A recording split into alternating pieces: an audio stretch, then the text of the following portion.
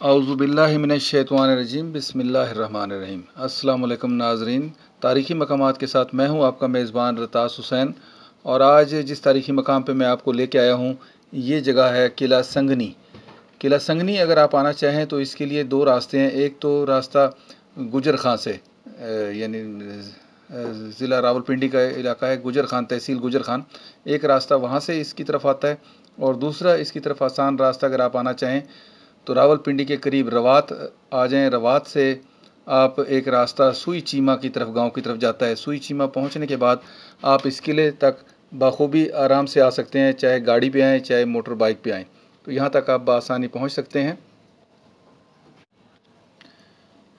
इसके साथ साथ मज़ीद मैं आपको बताता चलूँ किले के बारे में, लेकिन उससे पहले मैं आप लोगों से रिक्वेस्ट करूँगा कि जिन साहबान ने अभी तक मेरा ये मालूमाती चैनल सब्सक्राइब नहीं किया उनसे दरख्वास्त है कि वो मेरा ये चैनल सब्सक्राइब कर लें और साथ के साथ बेल आइकन का बटन भी प्रेस लाजमी कर दें ताकि मेरे आने वाली तमाम जो मालूमाती वीडियोज़ हैं आप तक बर वक्त पहुँच सकें।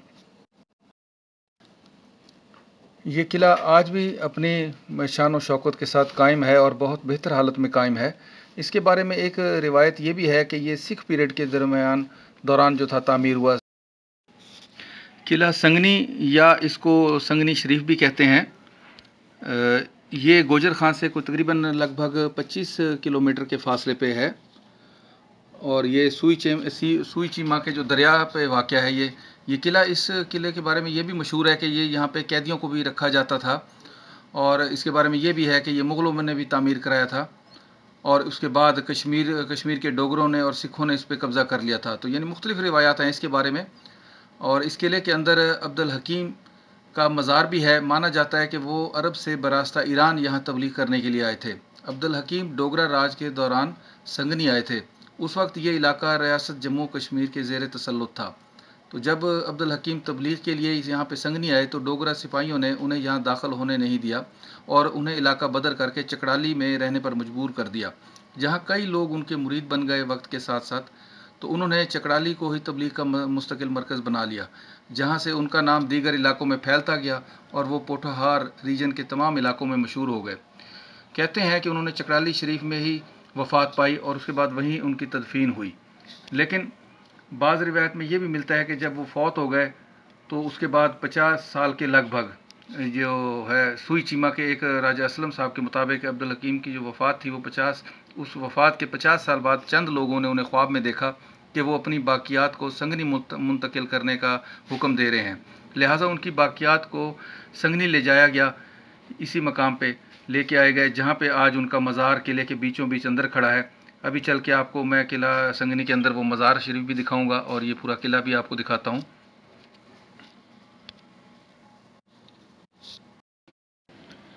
ये किले के अंदर दाखिल होने से पहले यहाँ पे एक संग मरमर की तख्ती अवेज़ हैं जिस पे जनाब मोहतरम साहबजादा अब्दुल हकीम रहमतुल्लाह अलैह के जो तारुफ़ है वो भी यहाँ पे दर्ज है।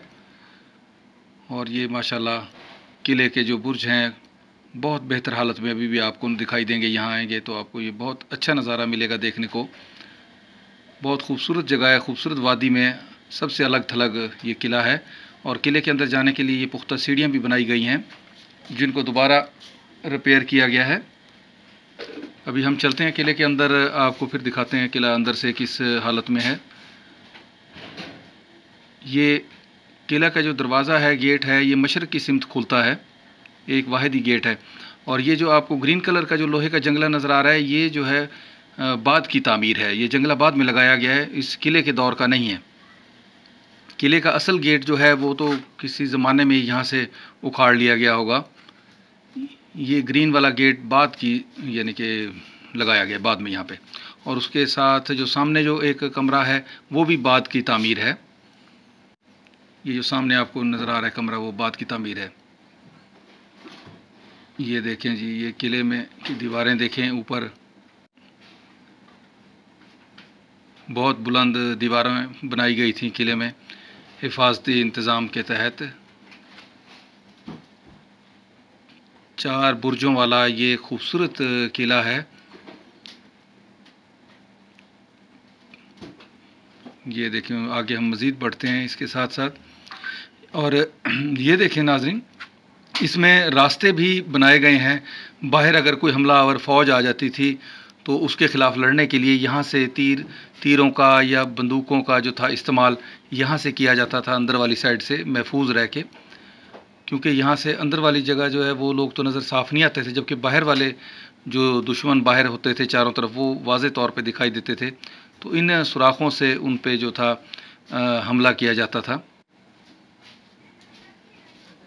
یہ اس کا مرکزی مین گیٹ، اور پھر یہ مین گیٹ کے بعد اندر آنے کے بعد یہ سیڑھیاں اندر کی طرف جاتی ہی نظر آئیں گی آپ کو، اور یہ سامنے جو قلعہ سنگنی کے جیسے ہم صحن میں پہنچتے ہیں تو سامنے جو ایک عمارت نظر آتی ہے، یہ جناب حضرت عبدالحکیم صاحب کا جو ہے دربار ہے، درگاہ ہے ان کی، یہ سامنے سفید رنگ کی جو نظر آ رہی ہے، اور اس کے ساتھ ساتھ رائٹ سائڈ پہ ایک مسجد بھی تعمیر کر دی گئی تھی بعد میں، جو ان کے مریدین تھے وہ انہوں نے وہ مسجد بھی تعمیر کر دی ساتھ اس درگاہ کے ساتھ، وہ بھی آپ کو یہاں بخوبی دکھائی دے رہی ہوگی۔ ابھی بھی ماشاءاللہ قلعہ بہت بہتر حالت میں موجود ہے۔ یہ دیکھیں آپ کو سارا دکھائی دے رہے ہیں۔ یہ اب ہم چلتے ہیں قلعے کے ایک برج کی طرف، اندر کی طرف۔ یہ پیپل کا ایک بڑا درخت ہے پیارا، اور اس میں یہاں پہ یہ دیکھیں گھڑے لوگوں نے رکھے ہوئے ہیں جو کہ پانی کے بھرے ہوتے ہیں، جو لوگ یہاں درگاہ پہ آتے ہیں ان کے پینے کے لیے یہاں پانی کا انتظام بھی کیا گیا ہے۔ یہ اب ہم قلعے کے ایک برج ہے اس کے اندر داخل ہوں گے، یہاں سے ہم دیکھیں گے کہ کس طرح نظارہ۔ اس کے اندر بھی یہ 2 گھڑے پڑے ہوئے ہیں، بلکہ 3 گھڑے یہاں پڑے ہوئے ہیں۔ یہ دیکھیں اس میں بھی وہ راستے بنائے گئے ہیں جس سے ہم بیرونی جو فوج ہوتی تھی اس کے خلاف لڑنے کے لیے۔ یہ برج کے اندر سے آپ کو اس کا ویو ایک نظر آ رہا ہے، اور یہ جو سوراخ ہیں یہ باہر حملہ آوروں سے لڑنے کے لیے بنائے گئے تھے، اور یہ قلعے سے باہر ایک خوبصورت نظارہ قلعہ سنگنی سے، ماشاءاللہ ہر طرف سبزہ ہی سبزہ ہے، اور یہ بہت ایک خوبصورت وادی میں یہ قلعہ جو تھا تعمیر کیا گیا۔ یہ دیکھیں ماشاءاللہ ابھی بھی بہت ہی بہتر حالت میں ہے، بنسبت جو صحرائے چولستان کے قلعے ہیں جو اجڑ چکے ہیں، تباہ ہو چکے ہیں، ان کی نسبت یہ بہت بہتر حالت میں قلعہ موجود ہے ماشاءاللہ جی۔ ابھی ہم چلتے ہیں اندر، آپ کو وہ درگاہ بھی دکھاتے ہیں بزرگ کی، عبدالحکیم صاحب کی۔ یہاں پہ جو بزرگ صاحب قبر یہاں پہ مدفون ہیں ان کے بارے میں آپ کو ان کا تعارف کروا چکا ہوں، مختصر سا جو تعارف تھا وہ کروا چکا ہوں۔ تو ان کے بارے میں یہی کہا جاتا ہے کہ یہ اپنے فوت ہونے کے تقریباً 50 سال بعد جو تھے وہ اپنے مریدوں کو جو تھے وہ خواب میں دکھائی دیے تھے، اور انہوں نے یہ حکم دیا تھا ان کو کہ ان کا جو ہے باقیات جو ہیں وہ یہاں پہ قلعہ سنگنی میں جا کے ان کو دوبارہ دفن کیا جائے۔ تو ان کے جو مریدین تھے انہوں نے پھر ان کو دوبارہ یہاں پہ دفن کیا، اور یہاں پہ یہ دربار بھی بنا دیا گیا۔ یہ ساری باتیں جو ہیں نسل در نسل روایات سے ایک دوسرے تک منتقل ہوتی ہیں، باقی حقیقت حال تو اللہ تعالیٰ بہتر جانتا ہے کہ سچ کیا ہے، لیکن یہ وہ باتیں ہیں جو لوگوں کی زبانی ہم تک پہنچی ہیں۔ یہ اندر ان کا دربار مبارک ہے، ان کی آخری آرام گاہ ہے جناب حضرت صاحبزادہ عبدالحکیم صاحب کی۔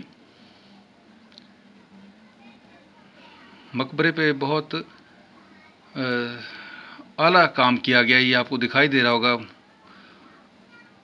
فانوس جو ہیں وہ بھی بیش قیمت یہاں پہ لگے ہوئے ہیں، اور پورا مقبرہ جو ہے اس پہ بہت زیادہ ہی کام کیا گیا ہے، سنگ مرمر کی ٹائلوں کا اور دیگر جو ہے تراش کے ان کا شیشے کا کام جو ہے، یہ سارا بہت ہی نفاست سے یہاں پہ یہ کام کیا گیا ہے۔ بہت خوبصورت ماشاءاللہ بنائی گئی ہے یہ درگاہ، اور یہ اب آپ کو ساری نظر آ رہی ہوگی کتنا نفاست سے یہاں پہ یہ کام جو ہے کیا گیا ہے، اور یہ اس کے ساتھ ساتھ یہ سارا دربار، یہاں پہ دور دور سے لوگ آتے ہیں، فاتح پڑھتے ہیں، یہاں پہ بزرگ کے روح کے صالح ثواب کے لیے دعا کرتے ہیں۔ ناظرین، اس ویڈیو کے شروع میں جو میں نے آپ کو ایک روڈ کا ٹریک دکھایا ہے، تھوڑا سا کچا روڈ تھا، وہ یہ ٹوٹل کچا نہیں ہے، باقی یہاں تک ٹوٹل پکی سڑک ہے۔ صرف یہ تقریباً 1-1.5 کلومیٹر کا جو راستہ ہے اس طرح کا ہے، جس پہ آسانی سے ہی گاڑی بھی آ سکتی ہے اور بائک بھی آ سکتے ہیں۔ باقی جو سڑک ہے وہ ٹوٹلی پکی سڑک ہے یہاں تک، تو اس سلسلے میں آپ پریشان نہ ہو، آپ بآسانی یہاں تک آ سکتے ہیں۔ اور آج ناظرین میں نے آپ کو قلعہ سنگنی کا جو تاریخی جگہ ہے، قلعہ سنگنی کو بھی دکھایا، اور اس کے ساتھ ساتھ حضرت بابا عبدالحکیم صاحب کا جو دربار مبارک ہے وہ بھی دکھایا، اور اس کے ساتھ ہی آپ سے لوگوں سے میں اجازت چاہوں گا، اور آخر میں یہ درخواست کروں گا کہ جن صاحبان نے ابھی تک میرا یہ معلوماتی چینل سبسکرائب نہیں کیا، وہ برائے مہربانی میرا یہ معلوماتی چینل سبسکرائب کر لیں، اور ساتھ کے ساتھ بیل آئیکن کا بٹن بھی ضرور پریس کریں تاکہ میری آنے والی معلوماتی ویڈیو آپ تک بروقت پہنچ سکے۔ اس کے ساتھ ہی آپ لوگوں سے اجازت چاہوں گا، پھر انشاءاللہ کسی نئے تاریخی مقام پہ آپ سے ملاقات ہوگی۔ تب تک کے لیے اجازت، فی امان اللہ، اللہ حافظ۔